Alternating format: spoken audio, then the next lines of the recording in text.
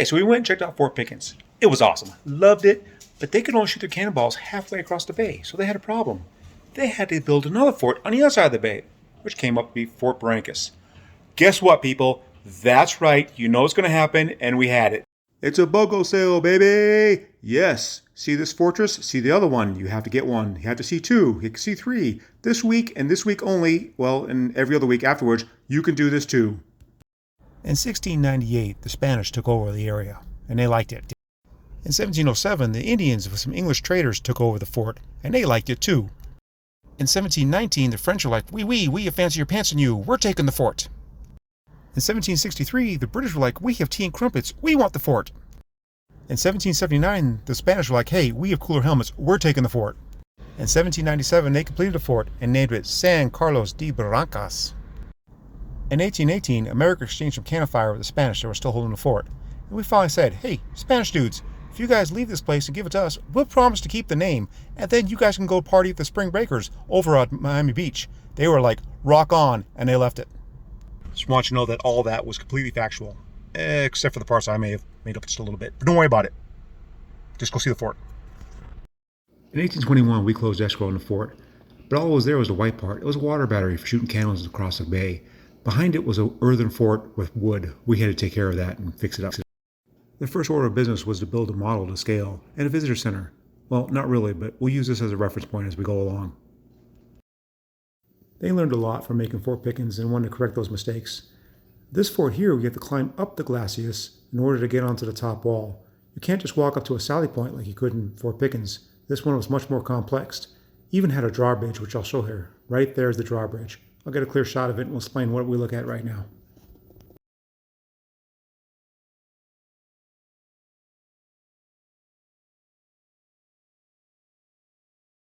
That right there is the only way into the fort, through that drawbridge, which is cool. This wall right here is called the scarp. It is 20 feet tall and 4 feet thick. The wall I'm standing on is called a counter scarp. Unlike Fort Pickens, it actually has tunnels going through it with gun slots to shoot out into the dry ditch. Underneath the drawbridge, there's a tunnel that connects the two walls together. You can move troops effortlessly without being seen. It was really pretty neat. Even had a bat in it, which my wife really liked.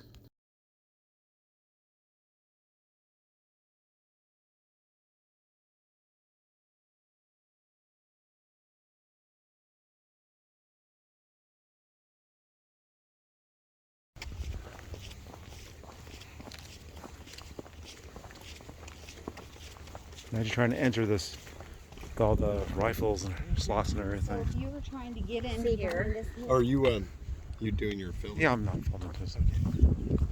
We'll follow you. Wow.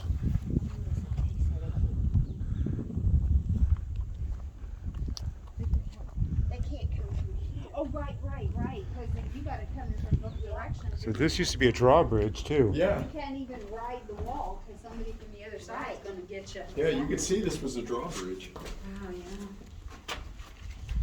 And they have an elevator.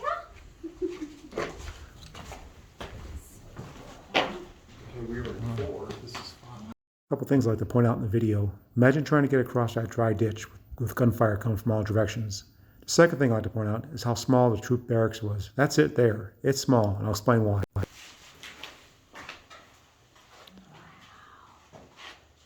This is so awesome. Was there a powder room down there? Well, I must go down there, you can see it. Glenn's Adventures in Pensacola. Oh, this is awesome. Yes, they do.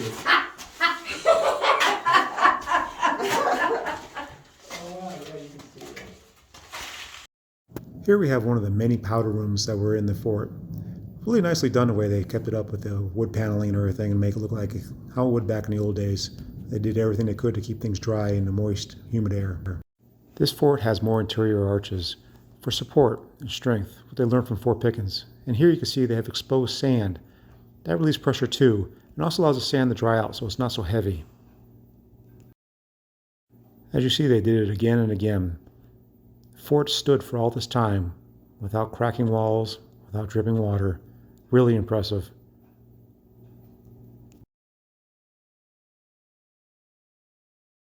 The hallways were amazingly straight and strong. The relief pressures worked fine for all these years.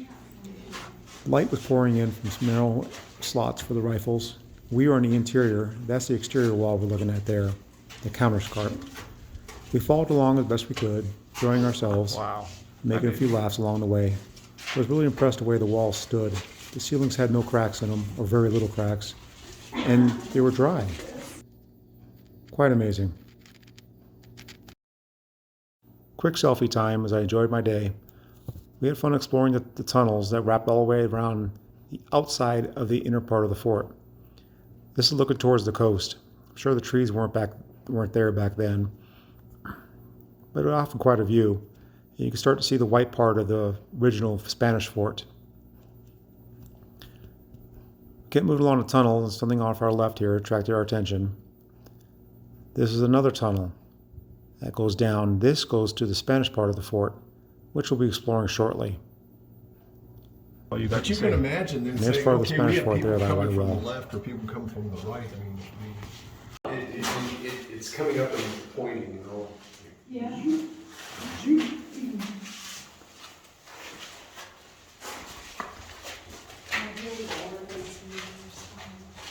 Now we're on the other side where we just came from.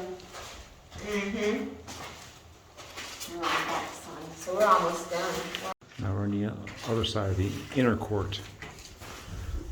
Another powder room. Got the plungers and the things for the cleaners, for the cannons. Pretty cool.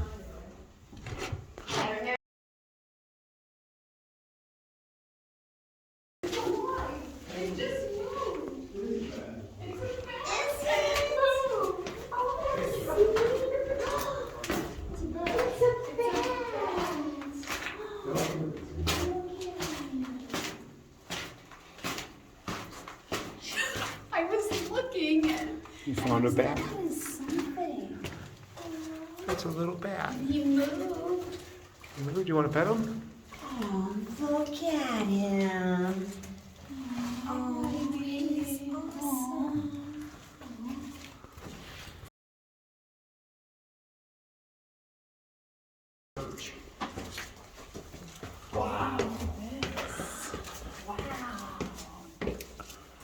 Oh, this one I saw the pictures of in the. So now we're on the outer wall, huh? We're on the other side, right? Yeah. Yeah.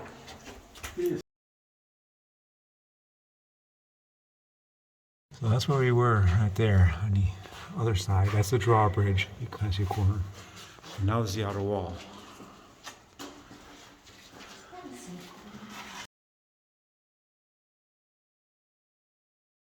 Here we are at the end of the inner yard. We're in the outer yard. Now, see, we got the things. Oh, you got the cannon track? Yeah. Yeah, they're here. That's where the cannon went. So if you were somehow to make it down here, in the killing field. Looks like a jail. Can't see nothing.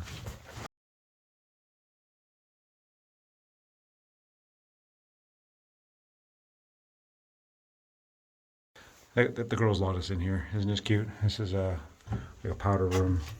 These are serious doors, though. They are. Hey, go back in there. What? The outer yard again, and there's the drawbridge we cross over. So these tunnels go all the way through these walls and stuff. And there's the inner tunnel here. But getting through the structure.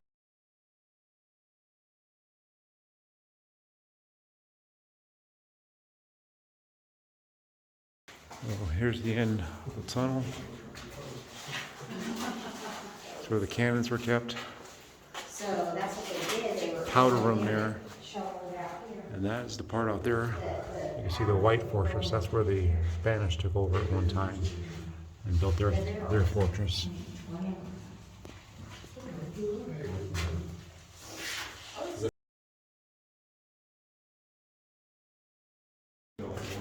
That's where we came from. That's where we went. That was down there. And now we're going to explore the other side here. And out here, sorry, there's Those bricks right there, if you can see that out there, are the drawbridge. That's how we crossed over. So now I'm gonna go down here and check it out. Okay, so now we're at the end of the hallway. They're looking at the map trying to figure out where we are. And that's the Spanish fort out there. Let's see if I can squeeze my phone out here. And that's where we were on the inside of the tunnel. That's the inside. There's a courtyard here. That's the Spanish version right there.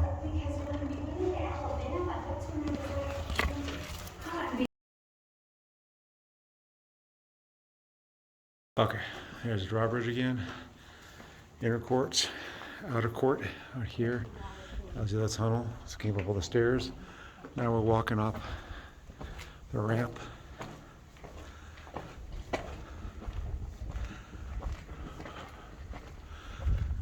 These are all the cannons used to be up here.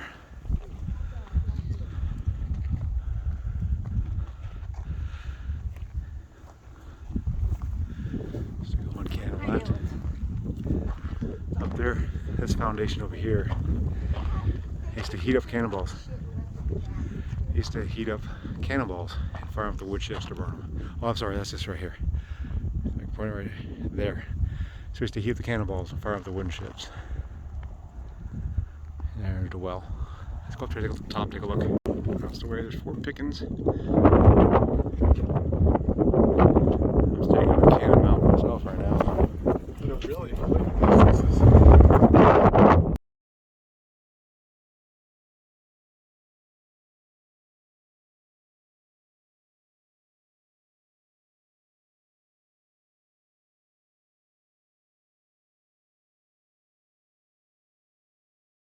Okay, now we're going over to the Spanish side. Very steep stairs, like a low ceiling.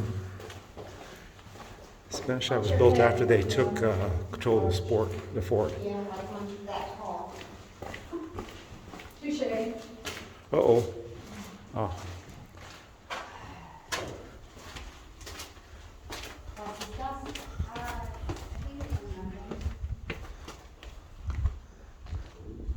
Like a powder room right there.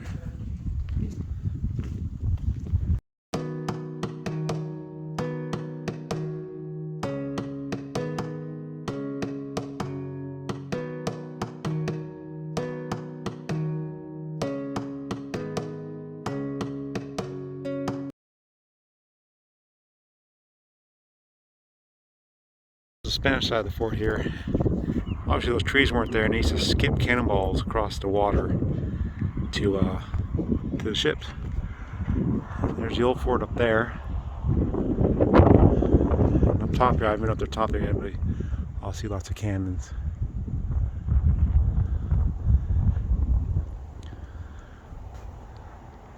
We're on top of the Spanish part.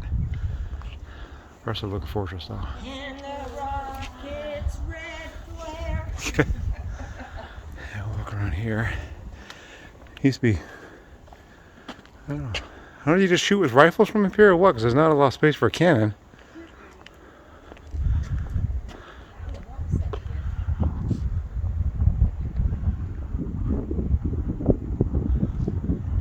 Alright, let's conclude our tour.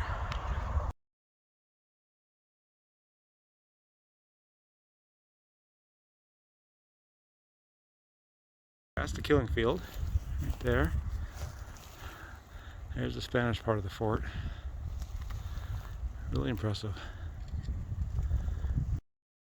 Well, this concludes our tour of Fort Barrancas. I hope you enjoyed it. As always, please hit that like button. It really means a lot. And I hope you enjoy other videos that I've made along the way, including that Oompa Loompa picture of me standing on a slope. But take care and God bless. Sorry, one last thing I forgot to tell you. The reason why the barracks were so small is because these forts were such a threat that no ship would want to pass, so all they needed was 40 to 50 soldiers to guard them every night.